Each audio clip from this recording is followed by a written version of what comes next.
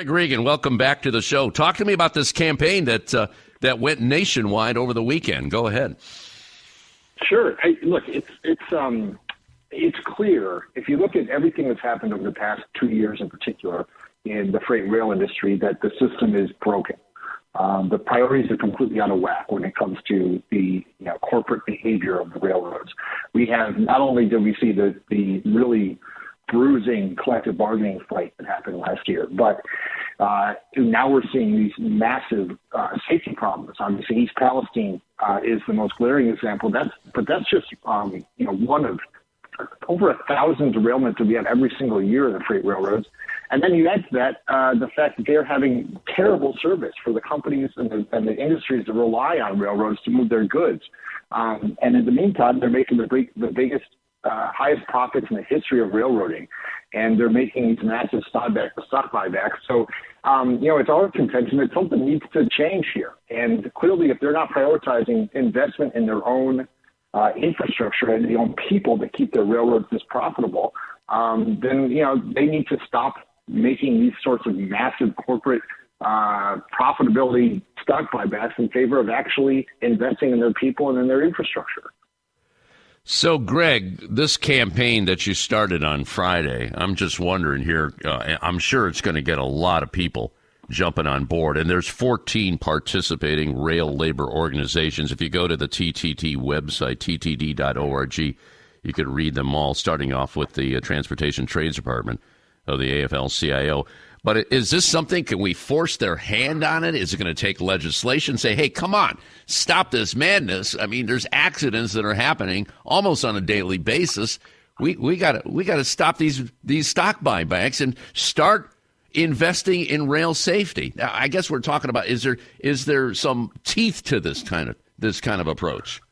Well, I think there is, and especially when you look at a similar campaign that we were engaged with on the aviation side, where there was a lot of attention to Southwest being the first airline after the pandemic to issue a stock buyback, and shortly after that happened, they had the big snafu over during the holidays when they had such a scheduling disaster.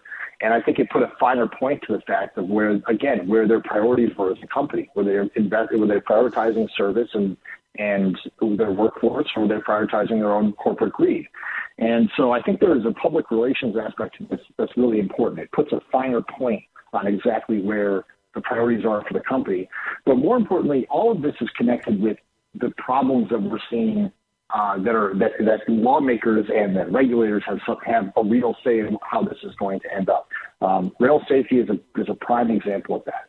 If we want to fix the safety problems in this industry, then there needs to be a greater investment in people and in infrastructure. And that means they're not spending as much on buying your own stock, for example. Yeah. So I think that there's a number of ways that we can address this through the regulatory lens, through legislation, and also through public relations.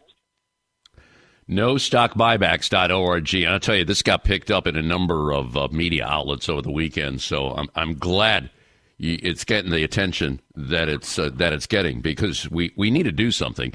That being said, there is some legislation on rail safety. Can you fill us in on where we stand with that, Greg? Sure.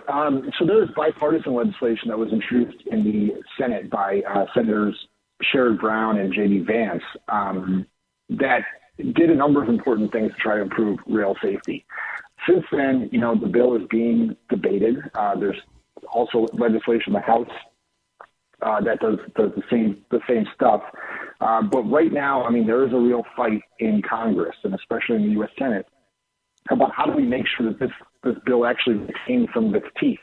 Obviously, the railroads are out there going as hard as they can to try to weaken this as much as possible, to try to water down any requirements on them. So we're fully engaged in trying to ensure that we keep this thing as a real advancement of rail safety, because right now, this is an opportunity to make a huge advancement in rail safety, and one where we can actually try to make a real difference. And the railroads are doing everything they can to try to water this thing down and actually make it as tough as possible. Greg, one of the problems over the years has been the industry trying to have just one person drive the train. And right now, is it law that there has to be two people on the trains? Is that usually how it goes? It is usually how it goes, but it's not law. The reason why we still have two people operating these trains is because of the unions. That's been protected in collective bargaining, in the collective bargaining process, to ensure that there are two people on the trains, because we know that's the safest way to operate these trains. The railroads want the flexibility. They want the ability to go to one person. So right now there is a regulation moving its way through the Federal Railroad Administration to mandate two people on every freight train. We would like to see that also codified into law. And the original Brown-Vance legislation does that. And the railroads are doing everything they can to try to take that provision out of the bill. And it boggles my mind because there are a number of states in the country that already require a two-person crew because they know that it's a safety issue for the trains running through their backyards. Ohio, again, a pretty red state when it comes to state legislature, is currently moving legislation that would require a two-person crew. So, we need an industry standard, legal industry standard across the board about how to do this the most safe way. But, it cannot be only on the union to constantly protect this through the bargaining process. So we would love to make sure that is actually codified into federal law. Well, East Palestine had a big effect in the state of Ohio, so I can see why the legislature is going in that direction.